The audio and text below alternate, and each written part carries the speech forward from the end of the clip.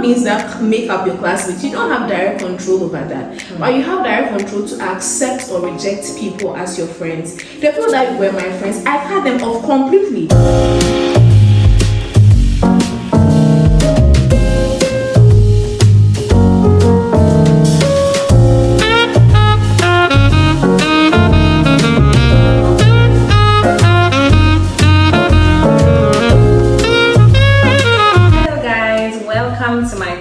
My name is Sika and it's so lovely for you to join us here today. And so we are going to be doing a series of topics, okay, about lessons we wish we knew, before even getting there, about love, money, life, and everything in between. Specifically today, we are going to be talking about navigating adult friendships, because Charlie, it's a whole new world out there, I'm telling you, especially in this digital age. But to help me do that, I have a very beautiful, I don't even know the words to describe her right now. So I'll just leave her to introduce herself, because she's also a YouTuber, you understand? So you also have to subscribe and like and do all those things. So carry it away, my dear. Hi guys, my name is Wuenam Glory on YouTube.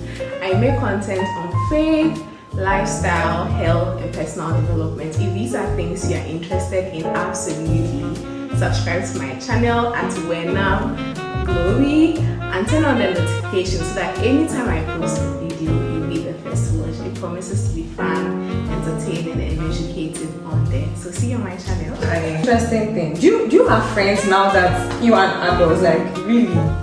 Can you say that you have friends? I think let's just start from there. Yeah, I do have friends as an adult. And I thank God for that, because I had my whole own set of issues growing up, and my mindset and perspective about friendship when I was growing up, because of certain things that happened in my childhood, and betrayal, people misusing your trust and all of that. So it made me have a defective way of looking at friendship or a perspective.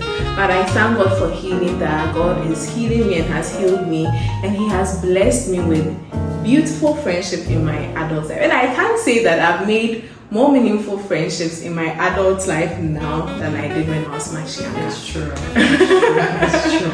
I think growing up, okay, let me ask you this before I even come in.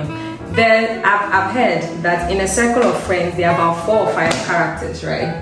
There's a spender, the one who would spend all the monies of everybody. So let me know in the comments which one you are. There's the organizer, the one who brings like people together. There's the one that will not do anything, will not say anything. Nobody knows anything about them, but they are your friend. And there's one that is like your buddy, the one that when you are in trouble at 1 a.m., that person is going to come through for you. So which one are you? Personally, I like organizing stuff. I'm currently in the middle of even organizing something for my late grandma. So I'm always organizing stuff. And if you are my friend or I'm friends with you, I would want to just help you organize your life. So I will not be there at 1 a.m. when you call, because I love my sleep. Generally speaking, I hate it when I tell you something that this is my mind on this issue. You go and do your own thing, come back and I'll say, oh, and I'm crying, this and that. I'll not be there for you emotionally. I'll really bash you. But I would say that I am the organizer. I like to organize the stuff for you, make sure you're put together. Pretty much how I organize my life is I would like yours to be organized as well. I think that's true. So please go into your friend books right now and check.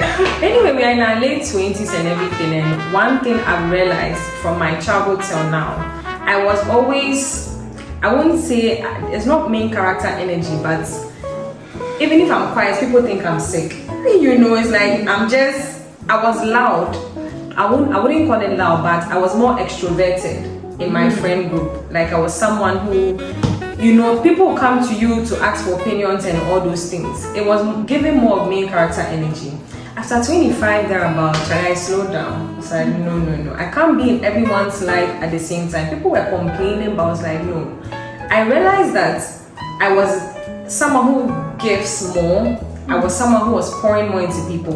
But when I take a step back, people were not pouring into me, especially at around the same level. So that's when I pulled back, and that's when I really, really picked out who my friends were, because that's one indicator.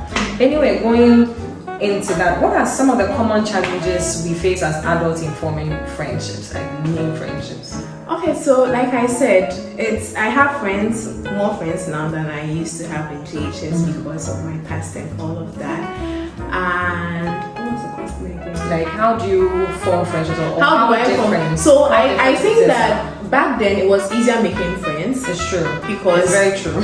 It was easier. You're in school, JHS, all those people are pretty much your friends to a certain extent. Even though at such an early age, I made them understand that they were my classmates and not my friends. And I got into trouble for saying that. I got into trouble a lot for saying that. And I can say that I'm somebody with very strong boundaries. After that time, I didn't know what boundaries were or what not. I just knew that all my classmates are not my friends. And I got into trouble for saying that. I carried that same energy into SS. And that statement put a lot of people off.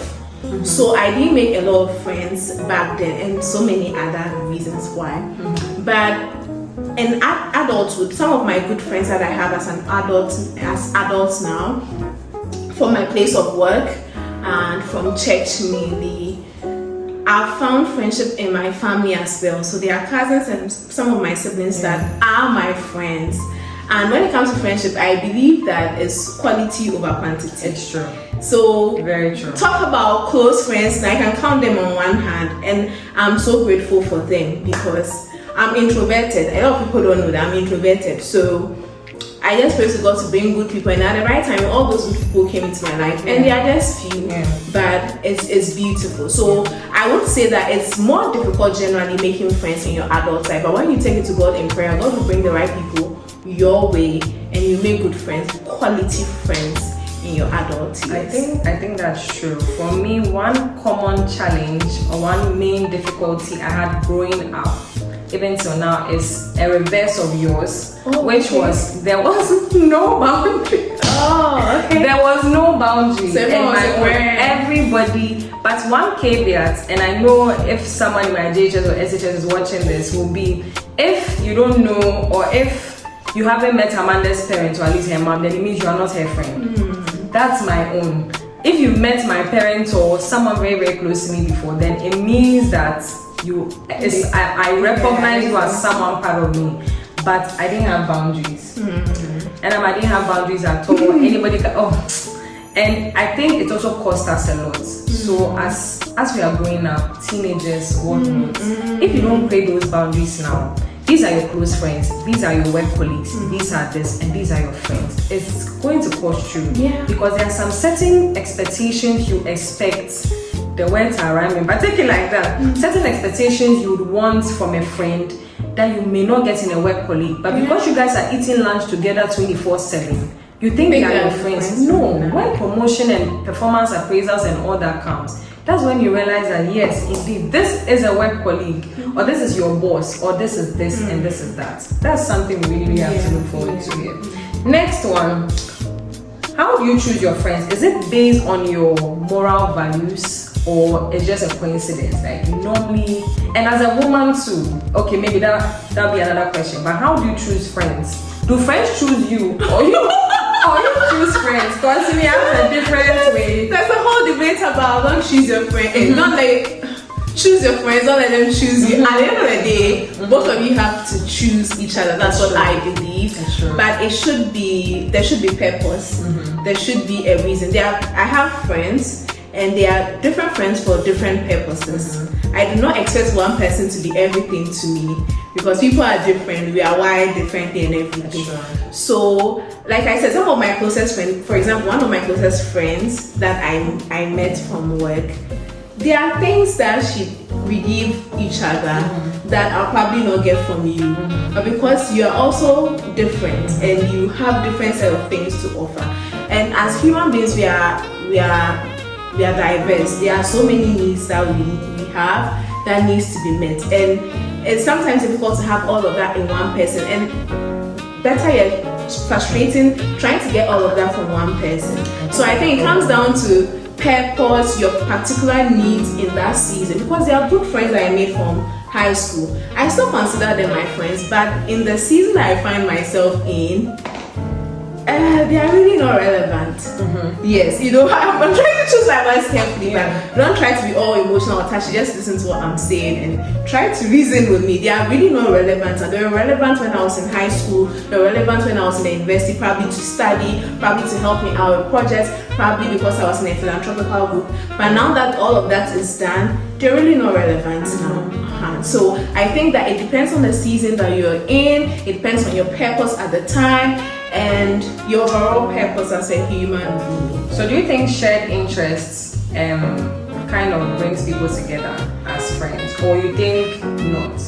Definitely, but some of my friends, we don't really have any shared interest. So that's why I actually want to get to. Thanks for touching on that. I don't think I constructed the question well, because some people think that you have to be friends. For instance, we are really church girls, right? Some people think you have to be friends with only the people in your church, or because you are a Christian, so all your friends must be Christian, or because you have some moral code somewhere. For instance, I know a friend, if you smoke or drink around here, forget it. She is not going to be your friend again. No, just forget it. You smoke, you drink, her moral compass just does when like that, and that's it for you. So I wouldn't judge, I wouldn't be quick to judge such a friend, because not everyone is as strong-willed as I am or as you are.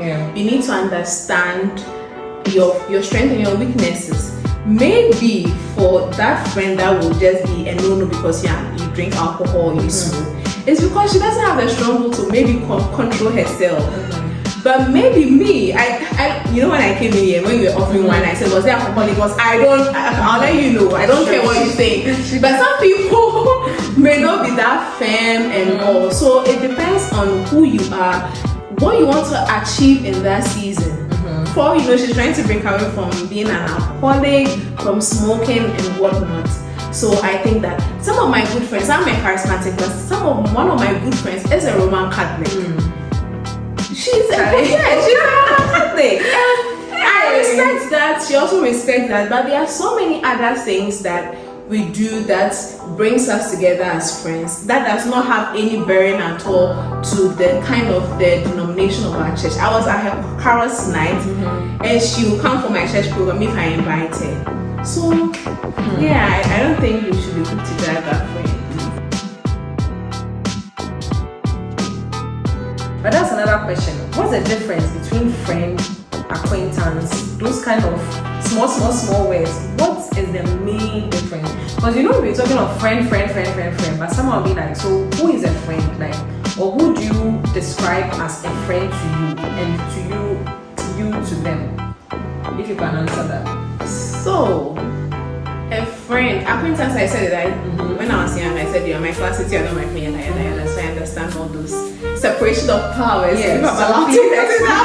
Please explain to us that way. But for a friend, I would say it would be somebody that we have the same not level of reasoning, but our core values and standards and morals match. And we have things that bring us together for the sake of purpose. Yes. And also a friend is somebody that I'm also actively investing into.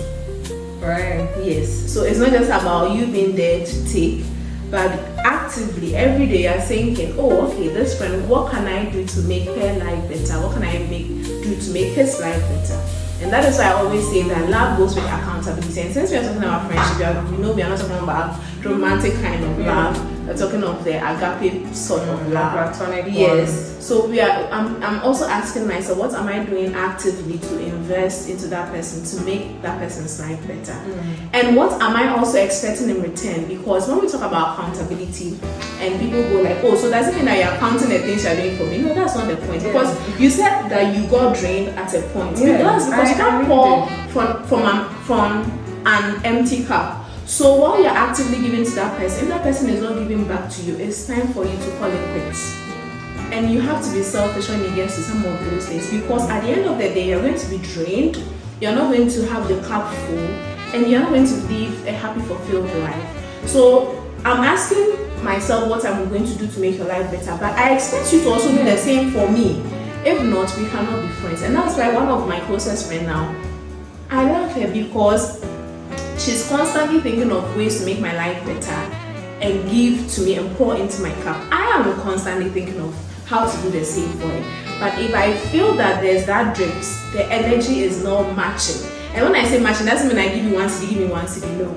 But at your level, what your capacity, what you can give, what I can also give. And that is how I think that we should approach friendship. Don't just expect from the person, and don't also expect to all be the one to always give and not give have anything in return. So does that mean then what's the definition of an acquaintance then? An acquaintance you don't have any control over, like your colleagues at work. You don't have any control over that. So that means you don't have any. I was making acquaintances. Yes, your classmates. You don't have you don't get to choose who becomes your classmate. Unless of course you choose the school to go to. But even when you choose the school, the human beings that make up your classmates, you don't have direct control over them. But you have direct control to accept or reject them as your friends. The whole that you were my friends, I had them off completely. You don't get to text me, you don't get to call me, you don't get to when we meet on the street, we are not enemies. I will not shoot you. I see on the street, how are you? And it ends there.